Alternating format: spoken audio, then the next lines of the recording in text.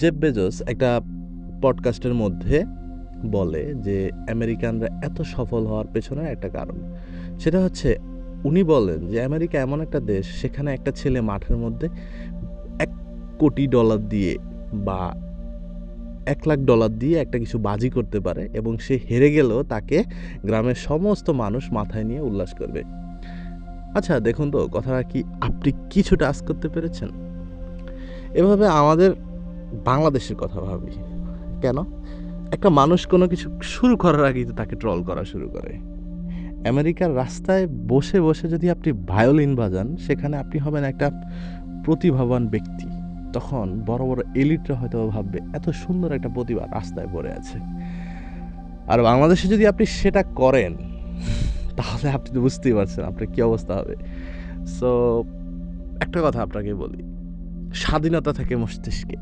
সুতরাং আপনি যদি শুধুমাত্র দেশ, মাতৃভূমি বা জন্মভূমি বা দেশের প্রশাসন বা দেশের আইনি পরিস্থিতি কিংবা দেশের রাজনীতি নিয়ে চিন্তা করেন যে আমরা তো পরাধীন, সো আপনি পারবেন না। আপনার এমন একটা থিঙ্ক করতে হবে, আশেপাশে অনেক মানুষ আছে, কেউ আমার মানুষ না। আশেপাশে অনেক প্রাণী আছে, সবাই যথেষ্ট পরিমাণে মানুষ না। কারণ যে আপনার আইডিয়াকে রেসপেক্ট না করে, যে প্রতিভাকে রেসপেক্ট না করে, সে আসলে যথেষ্ট পরিমাণে মানুষ না। সুতরাং আপনি যদি এমন কিছু করতে চান যেটা হয়তো মানুষ দেখে হাসতেও পারে, আই থিঙ্ক আপনার কাউকে কেয়ার করা ঠিক হবে না।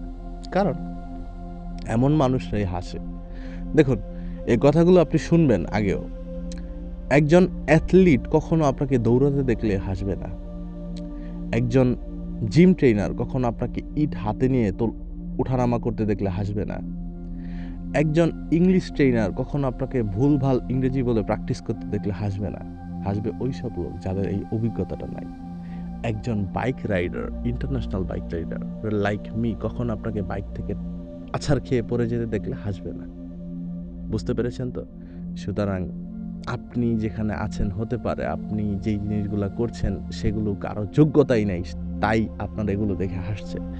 সুতরাং মানুষ হাসুক, আপনি করে যান।